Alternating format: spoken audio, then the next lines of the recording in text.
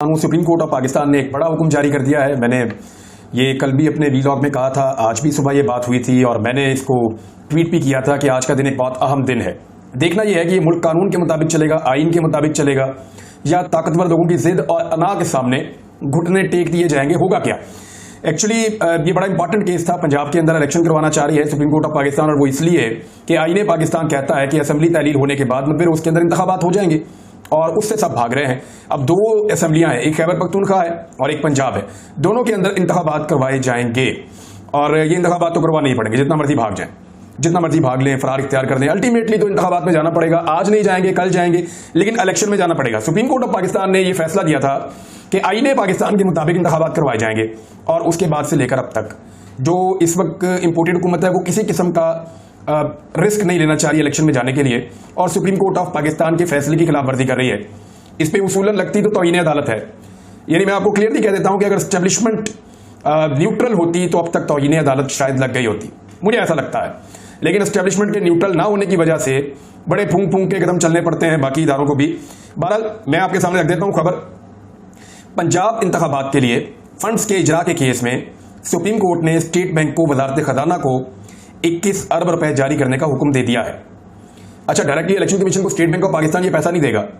State bank of Pakistan ये पैसा वजारत खजाना को देगा। वजारत खजाना ये पैसा जो है वो देगी इलेक्शन कमीशन ऑफ पाकिस्तान को। वजारत खजाना भेजी गई रकम इलेक्शन कमीशन को फराहम करेगा, जबकि इलेक्शन कमीशन पीर को सुप्रीम कोर्ट में रकम से मुतालिक रिपोर्ट पेश करेगा। वजारत खजाना हुकाम ने इन चैम्बर समात में मौक़िफ़ दिया कि हमारे ऊपर कर्जा जात हैं, यानी हमारे ऊपर कर्जे चढ़े हुए हैं। स्टेट बैंक हुकाम ने ब्रीफिंग दी कि 21 अरब रुपए की रकम खजाने में मौजूद है जो हुकूमत की मंजूरी से ही जारी कर सकते हैं। यानी स्टेट बैंक ने आगे तो साफ हाथ खड़े करके कह दिया कि जनाब हमारे पास पैसे मौजूद हैं, अगर हुकूमत कहती है तो हम जारी कर देते हैं। सुप्रीम कोर्ट के चीफ जस्टिस उमर अता बंदयाल साहब की सरबराही में इन चैम्बर समात हुई। अटॉर्नी जनरल ने हुकूमती मौक़िफ़ पेश किया जिस पर उन्हें सख्त सवालात का सामना करना पड़ा। जजेस ने फंड जारी न करने पर इजहार बरहमी करते हुए वाजे किया कि अदालती हुक्म पर अमल करना पड़ेगा। समाज से कबल अटॉर्नी जनरल की वजारत खजाना के हुकाम से मुलाकात हुई, जबकि वजीर आजम ने भी अटॉर्नी जनरल को मुशावरत की तलब किया था।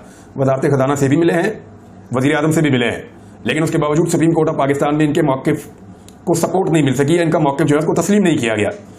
स्पेशल सेक्रेटरी खजाना अवैस मंजूर समरा, एडिशनल सेक्रेटरी खजाना अमर महमूद और एडिशनल सेक्रेटरी खजाना तनवीर भट्ट ये इस समात के अंदर मौजूद थे। कायम मकाम governor State Bank Seema Kamil, deputy governor State Bank Anayat Hussain Chaudhry, director State Bank Qadir Bakhsh और protocol officer State Bank Mohsin Afzal भी समात में मौजूद थे। सेक्रेटरी इलेक्शन कमीशन और उनका दीगर अमला भी समात के अंदर मौजूद था। वाज़ेह रहे कि अदालत उज़्मा ने गवर्नर स्टेट बैंक, वजारत खजाना और इलेक्शन कमीशन हुकाम को जाती हैसियत में तलब कर रखा था। सुप्रीम कोर्ट ने 12 अप्रैल को इलेक्शन कमीशन की जानिब से फंड्स की अदम फराहमी की रिपोर्ट पर नोटिस जारी किया था। अब ये नोटिस चले गए थे, आज 14 तारीख थी, जुमे का रोज था, तो सुप्रीम कोर्ट ने डायरेक्टली कह दिया है कि अब आप पैसे दें। अब रास्ता है क्या इसके अलावा? यानी वो ये कह रही है हुकूमत के हम पैसे नहीं देते, ये पार्लियामेंट का इस्तेहकाक है, हम पैसे देने नहीं चाहते इलेक्शन करवाने के लिए। तो फर्ज करें कि अगर यही बहाना बनाया जाता और कहा जाता कि हम पैसे देते ही नहीं इलेक्शन के लिए, तो फिर तो इलेक्शन होगा ही नहीं और 90 दिन गुजर जाएंगे। और अगर यही बहाना दोबारा बनाया जाता है, जैसा कि पहले माजी में भी बनाए जाते रहे बहाने, तो फिर तो 8 अक्टूबर को भी इलेक्शन नहीं होंगे, बल्कि ये चाहेंगे तो इस साल भी इलेक्शन नहीं होंगे, अगले साल भी नहीं होंगे। इस तरह तो एक डिक्टेटरशिप पाकिस्तान के अंदर मुसल्लत हो जाएगी। अच्छा, इसमें अटॉर्नी जनरल का मौक़िफ़ क्या था? बाहर मीडिया के साथ उन्होंने बातचीत की, जरा उसको भी आप समझ लें वो क्या कह रहे हैं। उन्होंने कहा कि पंजाब में आम इंतखाबात के लिए फंड्स की अदम फराहमी से मुताल्लिक केस पर वज़ीर आज़म ने अटॉर्नी जनरल को मुशावरत के लिए बुलाया था और वज़ीर आज़म ऑफिस से रवाना हुए और दोबारा सुप्रीम कोर्ट पहुंचे। इन्होंने मीडिया को यह बताया कि पार्लियामेंट ने फंड देने से मना कर दिया है तो कैसे जारी कर सकते हैं।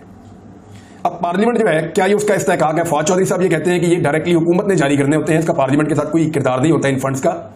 ये वज़ीर आज़म और कैबिनेट बैठ के फैसला करते हैं और पैसे जारी कर देते हैं, और बाकायदा ये पैसे जारी करने होते हैं क्योंकि ये बजट के अंदर रखे हुए होते हैं, क्योंकि ये इलेक्शन ईयर है, इसके अंदर इलेक्शन होने हैं, तो पैसे तो आपको जमा करवाने पड़ेंगे। वैसे कुछ पैसों का बंदोबस्त हो गया है, मैं आपको बता देता हूँ। जो चाइना से हमने पैसे मांगे थे और कुछ पैसे 1 अरब 30 करोड़ डॉलर गालिबन चाइना ने वादा किया था, उसकी आखिरी किस्त जो, और उसी की वजह से थोड़े से पैसे हमारे ज़र मुबादला के ज़खायर में बढ़ गए थे।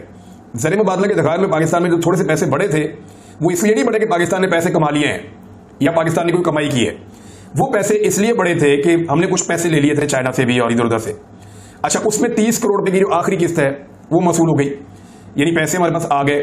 उसके अलावा जो यूनाइटेड अरब एमिरेट्स यूएई की हुकूमत ने भी ये कंफर्म कर दिया है कि 1 अरब डॉलर वो पाकिस्तान को दे रहे हैं।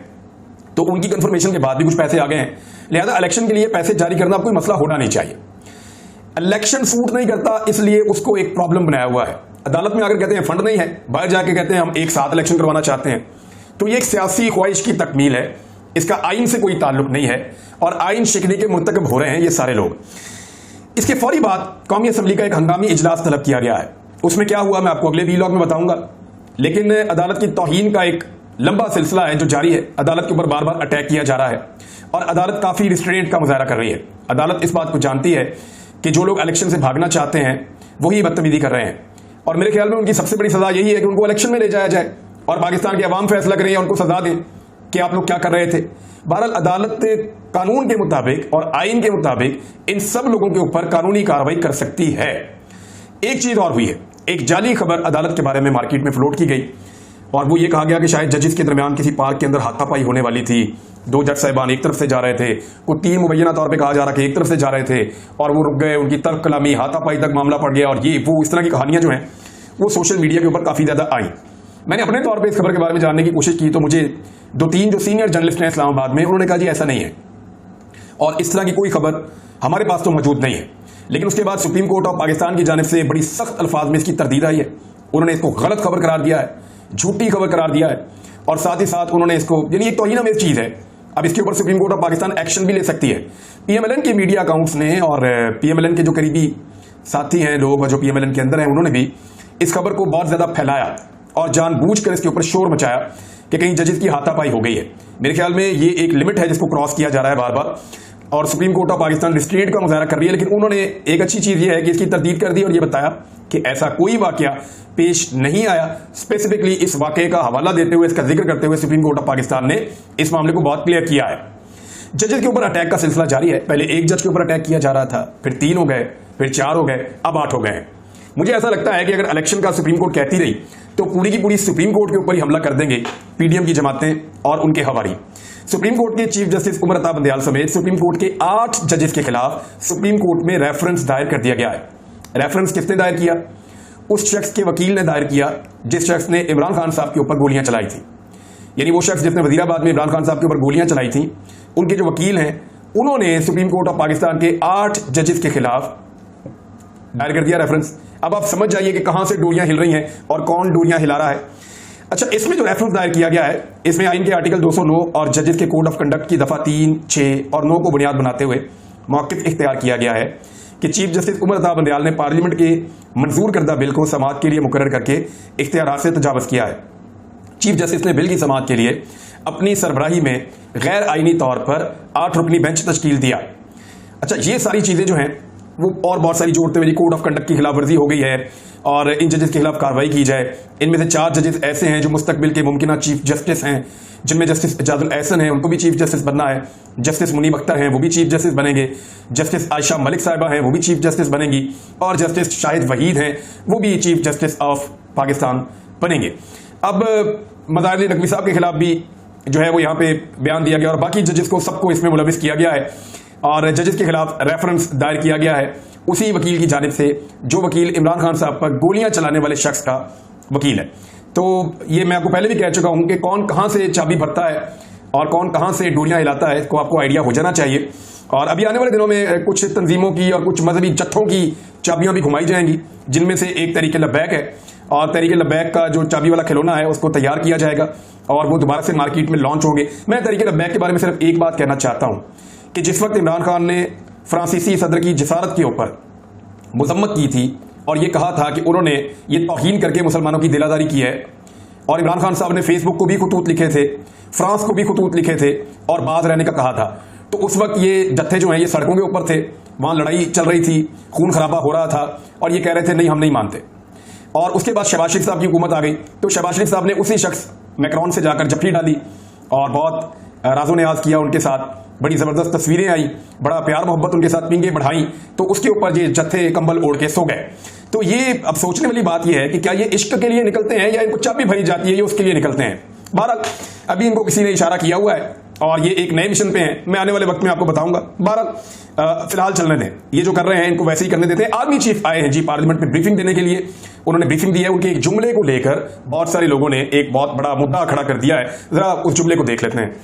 आर्मी चीफ का जो जुमला है, जो रिपोर्ट हुआ है, वो ये कह रहा है कि आइन के तहत इख्तियार पार्लियामेंट और मुंतखब नुमाइंदों के जरिए इस्तेमाल होगा। अब इसको एक खास तनाजुर में देखने की कोशिश की जा रही है या लोगों को दिखाने की कोशिश की जा रही है कि एक्चुअली आर्मी चीफ ये कह रहे हैं कि जो पार्लियामेंट कर रही है वो ठीक है, और इसकी अगली जो है वो तशरीह ऐसे करने की कोशिश की जा रही है कि जैसे आर्मी चीफ ये कह रहे हो कि नहीं, जो अदालत कह रही है वो नहीं, जो पार्लियामेंट कह रही है वो बात ठीक है। तो मैं 2-3 चीजें क्लियर कर देता हूं। एक तो आर्मी चीफ ने ये कहा नहीं कि अदालत ने जो किया वो गलत किया, बहुत सारे लोग उसको ऐसे पोर्ट्रे करने की कोशिश कर रहे हैं। एक चीज और है कि क्या आईने पाकिस्तान की तशरीह कोई और कर सकता है? नहीं कर सकता। सुप्रीम कोर्ट ऑफ पाकिस्तान के पास ये इख्तियार मौजूद है कि वो आइन की तशरीह करते हैं, ये उनके दायरा इख्तियार के अंदर आता है। नंबर 2, आइन जो है वो 90 दिन के अंदर इंतखाबात करवाने का भी कहता है। तो अगर आइन पाकिस्तान के लिए एक मुकद्दस चीज है तो फिर 90 रोज के अंदर इंतखाबात तो करवाने होंगे, और आइन की तशरीह जो है वो सुप्रीम कोर्ट ऑफ पाकिस्तान करेगा, कोई और तो आइन की तशरीह कर नहीं सकता। लिहाजा आर्मी चीफ के इस जुमले का सियासी फायदा उठाने की लोग कोशिश कर रहे हैं। बहरहाल करते रहे, और ये पहले भी बहुत सारे इस तरह के लोग हैं जो पैबस्ता रहे शजर से उम्मीदें बहार रख, बहरहाल मर्जी है इनकी। आर्मी चीफ ने आइन बनाने वालों को खराज तहसीन पेश किया, जिन लोगों ने 1973 का आइन बनाया था। और ये ठीक है, 1973 का आइन जिन लोगों ने बनाया था उन्होंने पाकिस्तान को एक ऐसे रास्ते पर डाला था जो पाकिस्तान को आगे ले जा सकता था, लेकिन मेरे ख्याल में इतना काफी नहीं होगा। उन लोगों की मजम्मत भी करनी चाहिए जिन लोगों ने आइन शिकनी की है और आइन को तोड़ा है। जैसा कि इसी फौज के अंदर से जनरल ज़िया-उल हक ने आइन को तोड़ा और आइन की खिलाफ वर्जी की, उनकी मजम्मत भी होनी चाहिए। और जैसे जैसे आप ये कहते हैं कि आइन बनाने वालों का बहुत शुक्रिया, तो आइन तोड़ने वालों की मजम्मत भी होनी चाहिए। जनरल रिटायर परवेज मुशर्रफ ने, अब वो मरहूम है, उन्होंने भी आइन की खिलाफ वर्जी की और आइन को तोड़ा, उनकी भी मजम्मत होनी चाहिए। और इस वक्त भी आइन शिकनी की जा रही है, आइन के साथ खिलवाड़ किया जा रहा है, यह सिलसिला बंद होना चाहिए और आइन को सबके लिए मुकद्दम होना चाहिए और सबको आइन के मुताबिक रहते हुए अपना अपना किरदार अदा करना चाहिए। एक और बड़ी इंटरेस्टिंग चीज है नाज़रीन, माजी में पाकिस्तान की एस्टेब्लिशमेंट जिस शख्स को सबसे बड़ा गद्दार करार देती थी वो हुसैन हक्कानी। हुसैन हक्कानी भी हैरत अंगेज तौर पर इस वक्त इलेक्शन के भी खिलाफ हैं और सुप्रीम कोर्ट ऑफ पाकिस्तान के भी खिलाफ हैं। ये ऐसा दिखाई देता है कि आज एस्टेब्लिशमेंट, हुसैन हक्कानी, पीडीएम की जमातें, ये सारे एक पेज पर आकर खड़े हो गए हैं और दूसरी तरफ पाकिस्तान की आवाम खड़ी हो गई है। चीफ जस्टिस साहब से बईद नहीं कि 21 अरब रुपए का जाती चेक लिख कर दे दें और हुक्म जारी कर दें कि कैश करो, ये हुसैन हक्कानी साहब कह रहे हैं। यानी वो भी अब सुप्रीम कोर्ट ऑफ पाकिस्तान के इस हुक्मनामे, जिसके मुताबिक सुप्रीम कोर्ट ऑफ पाकिस्तान इंतखाबात 90 रोज के अंदर करवाना चाहती है, वो भी उसके खिलाफ बोल रहे हैं। वैसे सवाल तो ये बनता है कि जनरल बाजवा किस चक्कर में है? हुसैन हक्कानी साहब से मुलाकातें करते रहे थे, अभी तक इसका जवाब जनरल बाजवा ने दिया नहीं। वो नॉर्मली जवाब दे देते हैं ऐसी चीजों का, तो देखते हैं कि उनकी जानिब से क्या जवाब आता है इस बयान के बाद। दूसरी जानिब निगरान हुकूमत जो पंजाब की है, उसके बारे में फवाद चौधरी साहब ने एक दावा किया है। उनका यह कहना है कि पंजाब के निगरान वजीर आला को 22 अप्रैल को 90 दिन पूरे हो जाएंगे। 23 अप्रैल को वो कोई चेक साइन नहीं कर सकते, ना एग्जीक्यूटिव ऑर्डर पास कर सकते हैं। फवाद चौधरी साहब ने दावा किया है और उन्होंने कहा जो इलेक्शन कमीशन को हम एक ड्राफ्ट कर रहे हैं, एक रेफरेंस, वो हम इलेक्शन कमीशन ऑफ पाकिस्तान को भेजेंगे। इलेक्शन कमीशन से कहेंगे कि निगरान हुकूमत के लिए सुप्रीम कोर्ट से तौसील है या फिर नया वजीर आला और नई काबीना बनाए। फवाद चौधरी ने कहा कि इमरान खान की मकबूलियत का अरूज पार्लियामेंट से इस्तीफे और असम्बलियां तोड़ने पर है, इलेक्शन 90 दिनों से आगे नहीं जा सकते। उन्होंने मजीद कहा कि जब बेनजीर भुट्टो शहीद हुई थी तो पॉलिटिकल पार्टीज ने आपस में मिलकर इलेक्शन को मुलतवी किया था और बामी इत्तफाक राय से किया था। उस वक्त सुप्रीम कोर्ट में या अदालत में कोई नहीं गया था, और अगर अदालत में जाते तो सुप्रीम कोर्ट तब भी कहती कि 90 रोज के अंदर, उस वक्त तो क्योंकि टर्म पूरी हो गई थी, तो 60 दिन के अंदर इलेक्शन करवाए जाए।